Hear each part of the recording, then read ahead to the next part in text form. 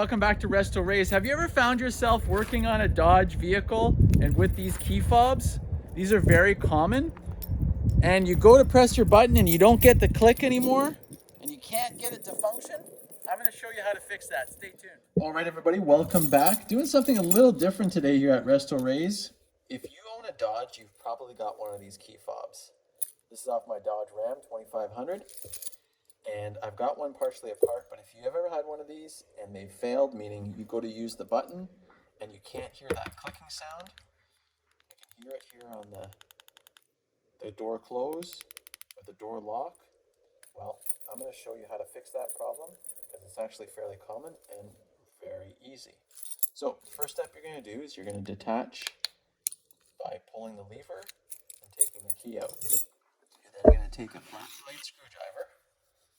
You're going to come to the back, and right above where that key went inside, there's a little slot, and you can get a little flathead screwdriver, and you're just going to pry just ever so gently.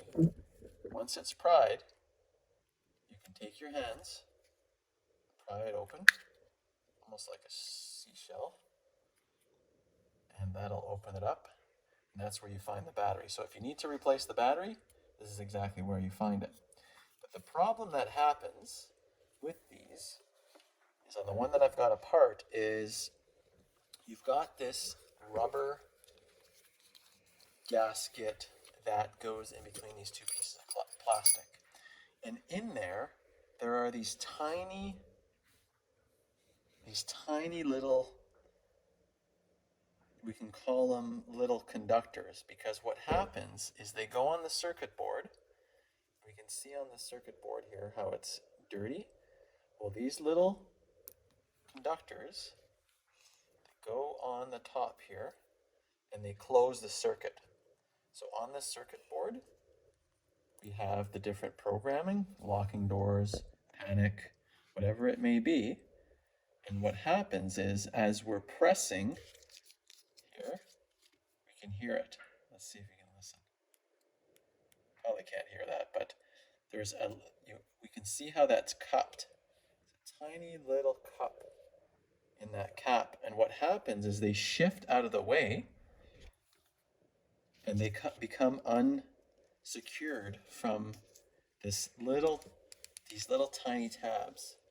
See if we can focus in there. We can see these tiny little bumps, and we need that to be secured in place, and the way it's secured in place is with an adhesive. Well, it eventually fails from having used it so many times. And what we want to do is re-adhere it. So here's how you go about with fixing this. Now, before you go, the first thing you want to do is test your battery. So if you have a battery tester, just a voltmeter, take it, and these little cells are 3 volts, so they should read around 3.2. So if we put our positive on the bottom and our negative on the top, we see 3.2 volts. So it's showing negative because of reverse polarity, but we can see that 3.2 volts. So we know we have a good battery to reuse in this case. So put that off to the side, because oftentimes you might be clicking your button, and thinking it's, oh, is it the battery dead or the tab's no longer good? All right, so here's what we're going to do. So the first thing you want to do is this circuit board needs to be cleaned really well. So just grab yourself a little cloth, and you can use rubbing alcohol. I've got some to the side here, and I'm going to use that rubbing alcohol, and I'm going to clean the top of this circuit board. We can see that residue on there. That was dirty.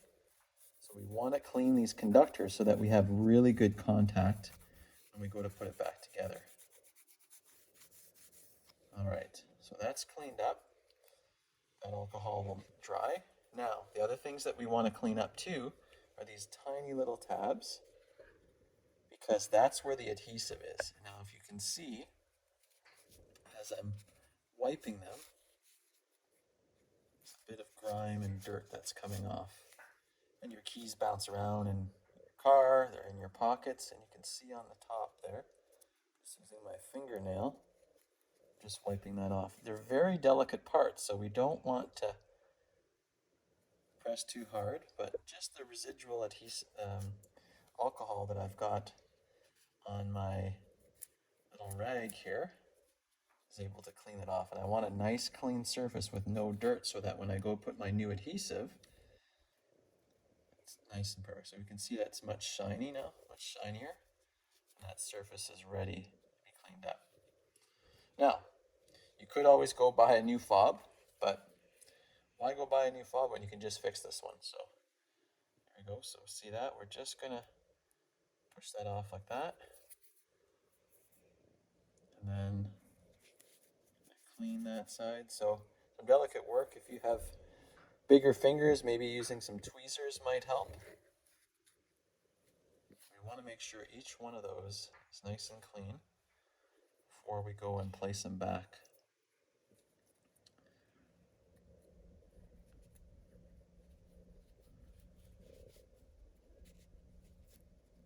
And hopefully, the way I noticed this one had failed on me was because I went to go use the remote start and the remote start wasn't working.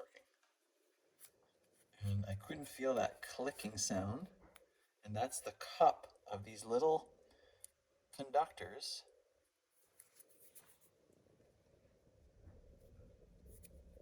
going back and forth as you click the key. So just make sure that's cleaned off so that the new adhesive, I'm going to show you what I'm going to use to adhere that back on. Okay, so now we've got all four of those that correspond to the panic button, your unlock button, lock button, and of course the remote start. And that's the one that had failed on me, but when I went and pulled this apart, it all came apart. So let's get ready and I'll show you how we do the reassembly to have this last probably as long as it originally started. So, okay, so I'm just going to use this gasket maker, and because this was partially dried below and on the top, all I've done is I've poked a hole and I'm going to squeeze a little bit out of there. But the key is, what I want to demonstrate here is you don't need a lot. You just need a dab on there. And I want to dab not on the metal conductor. I want to dab it on the back here. So I'm right on the top, right there. I'm going to just lay a little tiny bit.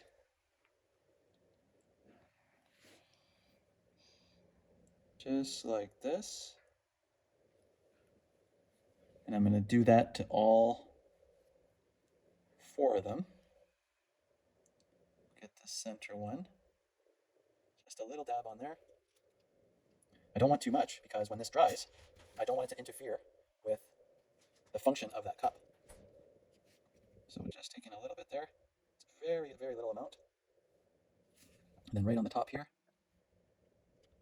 Perfect, right on that dab. Okay, so now those are ready to receive this tiny, again, this tiny little cup. And this cup, the outer shiny part needs to go against that black tab that's in there. So we're just going to push that over. Just set that over the adhesive, and we want it just right in the center. Take the next one. Again, if you need to, you can use tweezers. If you don't have the dexterity,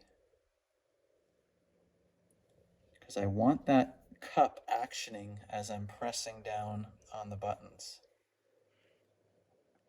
Put that one there. I'll do one more on that top. There, right in the center. And when I go to press it down, you can use a little screwdriver. Want to press the center, make sure that that's sitting. You can feel it on there. Now, this product takes approximately 24 hours to cure. It'll harden up a little bit later, but I do not want to go and assemble this until it has completely hardened. And because if I go to put it together and place it on, then I risk that they will move because that silicone is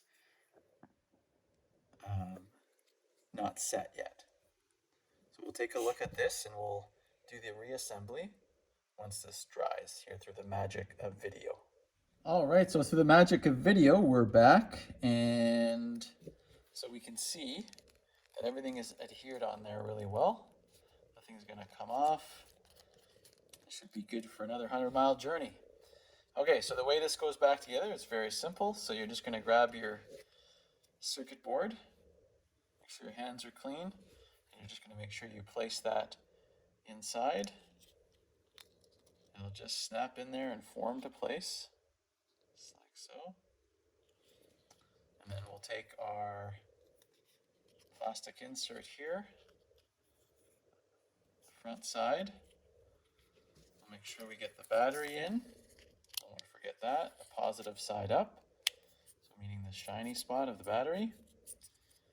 And then I'm just going to take this, snap it back together, make sure it goes into the grooves. Snap that top there, on the sides. You'll hear a click when it snaps into place. And that's the last little click there. There it is. And that is how you overhaul your key. So now if we listen, we can hear it. And I just started my truck in the back. Probably can't hear it, but I'll stop it. And we can see the buttons are all working. So this is working just like new. As always, if you found some value or some entertainment out of this video and this helped you solve your problem, please put a comment below, give it a thumbs up, and we'll see you on the next video of Restore. Thanks again for checking in.